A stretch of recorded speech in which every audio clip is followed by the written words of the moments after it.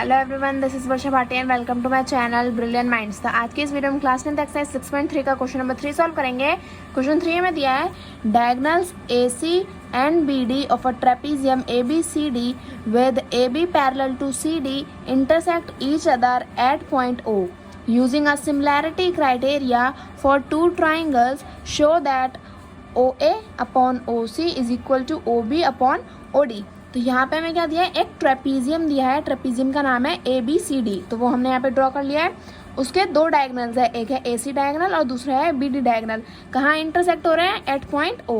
अब हमें क्या करना है, हमें ये बताना है, हमें सिमिलैरिटी क्राइटेरिया यूज़ करना है और उसमें क्या बताना है कि OA upon OC is equal to होना चाहिए OB अपॉन OD के। तो यहाँ पे हम लिख लेते हैं हमारे सिमिलैरिटी क्राइटेरिया कौन से होते हैं।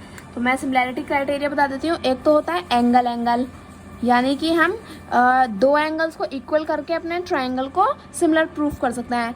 दूसरा होता है एंगल, यानी कि तीन एंगल्स को इक्वल प्रूफ करके हम क्या कर सकते हैं, ट्रायंगल को सिमिलर प्रूफ कर सकते हैं। तीसरा होता है साइड, दो साइड और एक एंगल को हम इक्वल करके अपने ट्रायंगल को सिमिलर कर सकते हैं। और लास्ट होता है साइड और साइड, यानी कि तीनों साइड्स को इक्वल करके हम क्या कर सकते हैं, ट्रायंगल को सिमिलर कर सकते हैं। तो अब हमें यहाँ पे देखना है कि इन चारों में से कौन सा क्राइटेरिया हम यहाँ पे यूज करेंगे। ठीक है, तो हम यहाँ पे लिख लेते हैं। जो सबसे पहले हमें गिवन है OA upon OC is equal to OB upon OD, ये हमने यहाँ पे लिख लिया। अब यहाँ पे देखो, जब एक ट्रेपीजियम है तो यहाँ पे एंगल्स फॉर्म हो रहे होंगे। एक बन रहा होगा एंगल A, एक बन रहा होगा एंगल B, एक बन रहा होगा एंगल D और एक बन रहा होगा एंगल C। अब देखो यहाँ पे इसके डायगोनल्स इंटरसेक्ट हो रहे हैं, तो यहाँ पे ये भी तो एंगल्स बना रहे होंगे। तो यहाँ पे ये एक एंगल हो जाएगा और ये एक एंगल हो जाएगा, फिर यहाँ पे ये एक एंगल हो जाएगा और यहाँ पे एक एंगल हो जाएगा। ठीक है, इसे हम ले लेंगे एंगल 1, इसे ले लेंगे एंगल 2, इसे ले लेंगे एंगल 3, इसे ले लेंगे एंगल 4। अब जो बाकी के चार जो साइड्स पे हैं उन्हें हम दूसरे पेन से डिनोट कर लेंगे। ये हो जाएगा 4 तक होगा, ये हो जाएगा एंगल 5, ये हो जाएगा एंगल 6, ये हो जाएगा एंगल 7 और ये हो जाएगा एंगल 8। अब मैं आपको बताती हूँ मैंने सारे एंगल्स लिखे क्यों हैं। ये देखो, यहाँ पे हमारा वर्टिकल अपोजिट एंगल्स लग जाएगा क्योंकि हमें साइड्स तो दे नहीं रखी, तो साइड वाले क्राइटेरिया को तो हम यूज नहीं कर सकते। तो हम क्या करेंगे, एंगल्स बनाएंगे।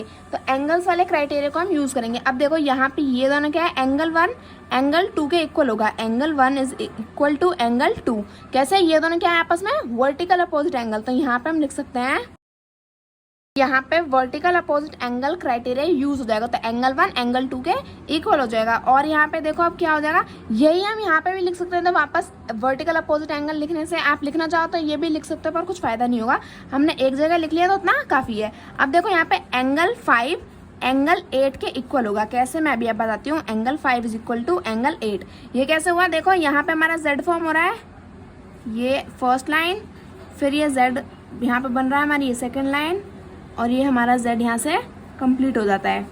ठीक है, तो जब हमारा Z फॉर्म होता है तो ये क्या होता है, ये वाले एंगल्स क्या होते हैं, ऑल्टरनेट इंटीरियर एंगल होता है। तो यहाँ पे Z फॉर्म हो रहा है तो एंगल A एंगल C के इक्वल हो जाएगा। तो यहाँ पे हम लिख सकते हैं angle A is equal to angle C। कौन से क्राइटेरिया से, ऑल्टरनेट इंटीरियर एंगल्स। तो यहाँ पे हम लिख लेंगे ऑल्टरनेट इंटीरियर एंगल से ये क्या हो गए, इक्वल प्रूफ हो गए, ऑल्टरनेट इंटीरियर एंगल्स। ये हमने यहाँ पे लिख लिया। तो दो एंगल्स तो प्रूफ हो गए। अब देखो यहाँ पे भी हमारे ऑल्टरनेट इंटीरियर एंगल लग रहे हैं। क्यों, क्योंकि यहाँ पे भी क्या हो रहा है, Z फॉर्म हो रहा है। अब देखो Z सीधा फॉर्म हो या उल्टा कोई फर्क नहीं पड़ता, पर अगर Z फॉर्म हो रहा है तो ऑल्टरनेट इंटीरियर एंगल्स इक्वल हो जाएंगे। तो यहाँ पे एंगल 7 एंगल 6 के इक्वल हो जाएगा। तो angle 7 is equal to angle 6। Angle 7 क्या हमारा एंगल B है, इज इक्वल टू एंगल 6 है हमारा एंगल D। तो angle D is equal to हो जाएगा एंगल D के। यहाँ पे कौन सा क्राइटेरिया लग रहा है, यहाँ पे भी ऑल्टरनेट इंटीरियर एंगल्स लग रहा है। तो यहाँ पे हम लिख लेंगे ऑल्टरनेट इंटीरियर एंगल। तो अब यहाँ पे कौन सा सिमिलैरिटी क्राइटेरिया यूज हुआ, ये भी एंगल है हमारा। तो यहाँ पे हम लिख लेंगे वर्टिकल अपोजिट एंगल, तो ये भी एंगल है। ऑल्टरनेट इंटीरियर एंगल, हमने यहाँ भी एंगल प्रूफ किया, और ऑल्टरनेट इंटीरियर एंगल फिर से हमने क्या किया, एंगल प्रूफ किया। तो एंगल। तो यहाँ पे हमारा कौन सा क्राइटेरिया यूज हुआ, एंगल प्रॉपर्टी। तो यहाँ लिख लेंगे by angle property. By angle property हमने क्या प्रूफ किया कि OA upon OC is equal to OB upon OD। ये हमने यहाँ पे प्रूफ कर दिया। तो इसी के साथ हमारा क्लास 10 एक्सरसाइज 6.3 का क्वेश्चन नंबर 3 कंप्लीट होता है। आई होप आपको क्वेश्चन समझ में आया होगा और वीडियो अच्छी लगी होगी। वीडियो अच्छी लगी तो प्लीज़ वीडियो को लाइक करें and subscribe my channel for more videos. Thank you for watching.